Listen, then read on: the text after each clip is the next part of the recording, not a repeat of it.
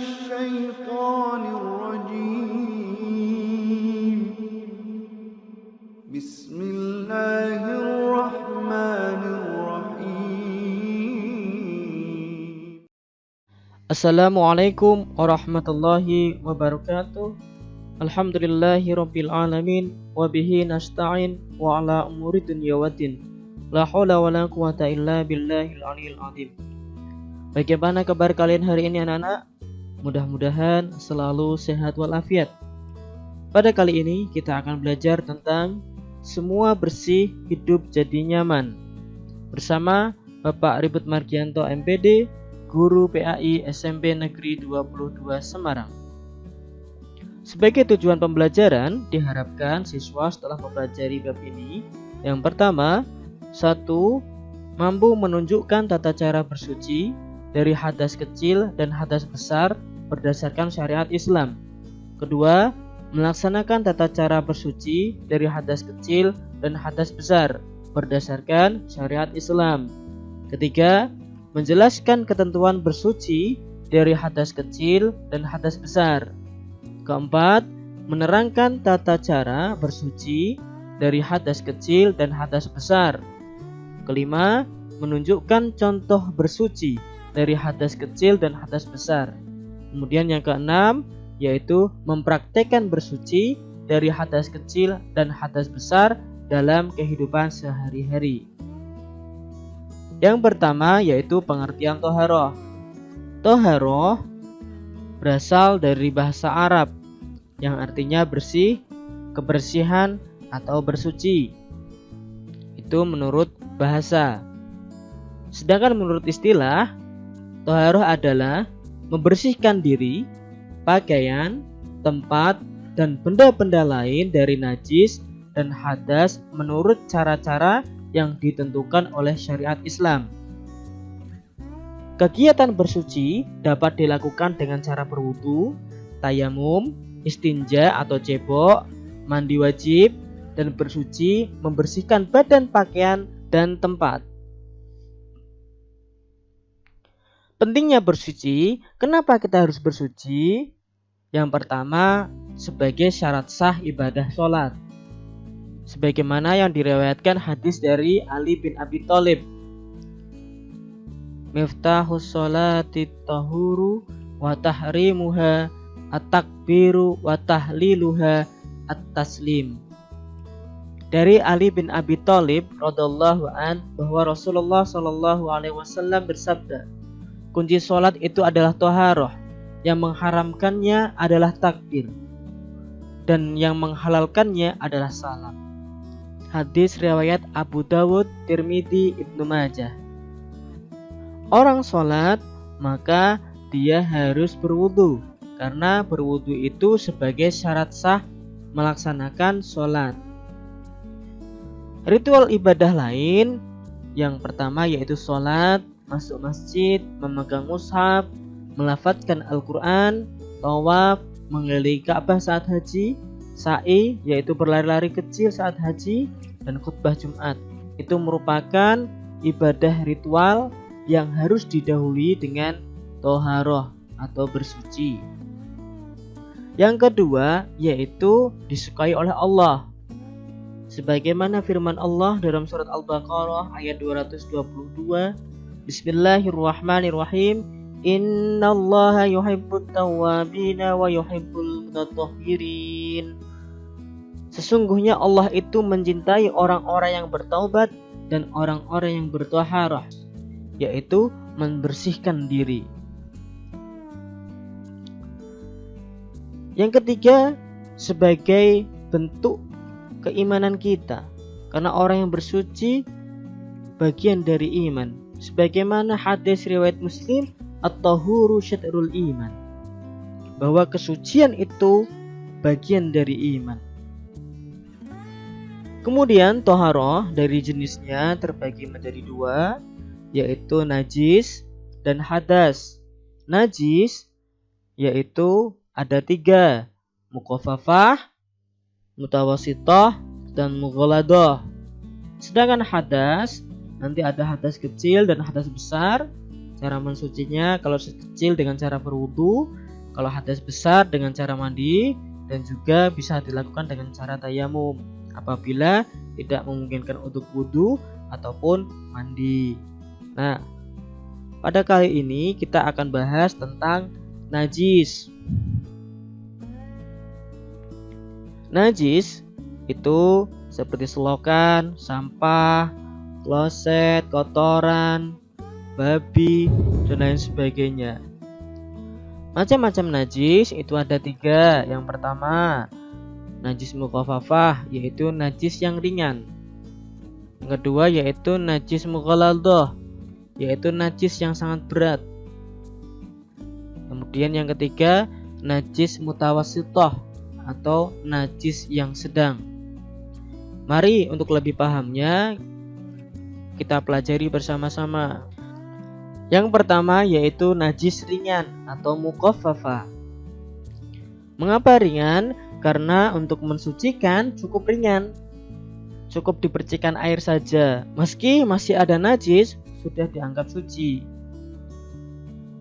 Sebagaimana yang diriwayatkan dari As-Sami berkata bahwa Nabi Shallallahu Alaihi Wasallam bersabda, air kencing bayi perempuan harus dicuci, sedangkan air kencing bayi laki-laki cukup dipercikan air saja.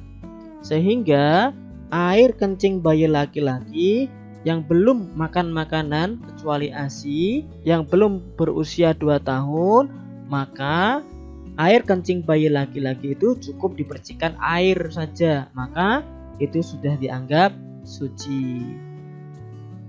Kemudian yang kedua yaitu najis yang berat atau najis mughaladhah. Kenapa berat? Karena mensucikannya tidak cukup hilang warna, rasa, serta baunya atau aroma. Harus dengan ritual khusus, yaitu 7 air. Sedangkan yang satunya dikasih tanah. Itu cara mensucikannya. Nah, sebagaimana dalilnya yang diriwayatkan oleh Imam Muslim, sucinya wadah air kalian yang diminum anjing adalah dengan mencucinya 7 kali. Salah satunya diberi tanah. Nah, cara mensucikannya yang pertama yaitu mengusap dulu pakai tanah, kemudian dibilas dengan air sebanyak 7 kali. Itu adalah najis yang berat atau najis mughaladhah. Contohnya apa? Babi, anjing, ya, bisa jadi jilatan anjing, jilatan babi. Maka harus dibersihkan dengan cara 7 air dan satu-satunya yaitu dikasih tanah. Yang ketiga yaitu pertengahan atau mutawassithah, najis yang sedang. Kenapa sedang? Nah, selain najis ringan dan najis berat, ya contohnya ada darah, nanah, muntah-muntahan, kemudian keluar dari kemaluan depan belakang, ya, yang padat seperti kotoran, batu ginjal, ya, air kencing, madhi, darah, gas, kentut, ya kan, yang mengeluarkan kotoran. Kemudian ada bangkai, ya, yang disembelih tidak syar'i, mati bisa karena tercekik atau tertanduk atau tenggelam.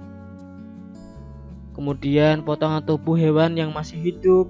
Cara mensucikannya yaitu dicuci sampai hilang secara fisik, yaitu baik itu warnanya, ya, rasa dan aromanya.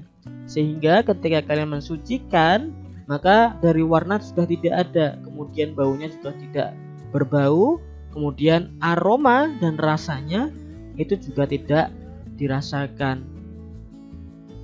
Nah, cara mensucikannya ada pencucian, ya, menyiram, menambahkan air, mengeringkan, bisa disamak, mengerikkan atau menggosok, dikesetkan ke tanah atau perubahan wujud. Itu salah satu metode dari menghilangkan najis yang sedang. Yang pertama yaitu dikerok. Sebagaimana Aisyah itu mengerok atau mengerik bekas mani Rasulullah dengan kukunya. Dahulu aku mengerik bekas mani Rasulullah itu bila sudah mengering. Hadis riwayat Imam Muslim. Kemudian dengan cara menyiram. Sebagaimana hadis ada seorang Arab dusun telah masuk masjid dan kencing di dalamnya. Orang-orang berdiri untuk menindaknya. Namun Rasulullah SAW itu bersabda, biarkan saja dulu. Kemudian siramlah di atas tempat kencingnya itu dengan seember air. Hadis riwayat Imam Bukhari. Kemudian disamak. Sebagaimana hadis Imam Muslim, bila kulit bangkai telah disamak, maka telah menjadi suci. Hadis riwayat Imam Muslim. Atau istihalah atau perubahan wujud, ini menurut Hanafi.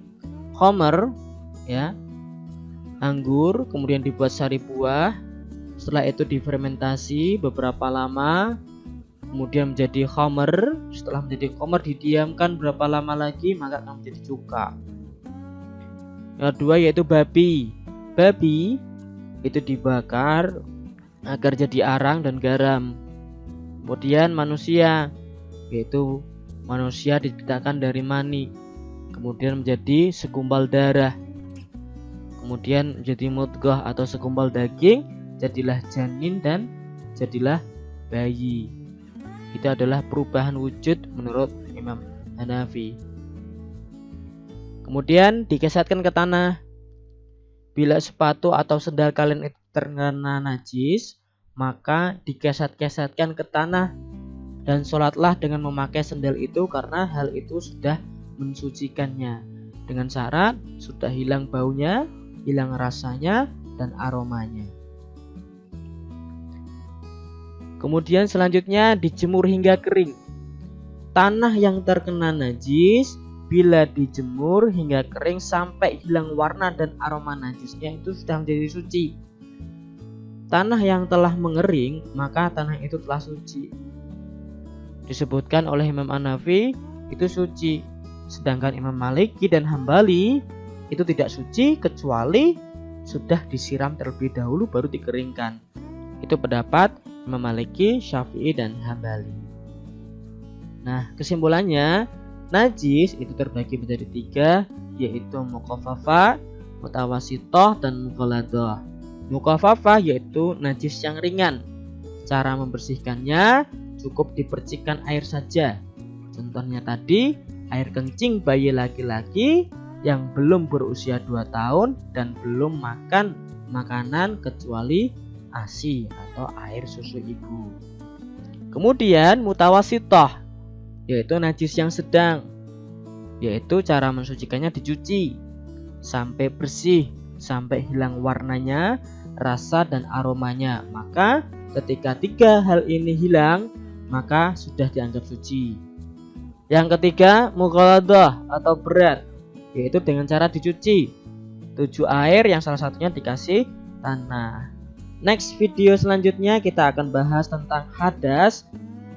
Demikian anak-anak pembelajaran pada kali ini, semoga bermanfaat. Mari kita akhiri dengan bacaan hamdalah bersama-sama. Alhamdulillahirabbil alamin. Wassalamualaikum warahmatullahi wabarakatuh.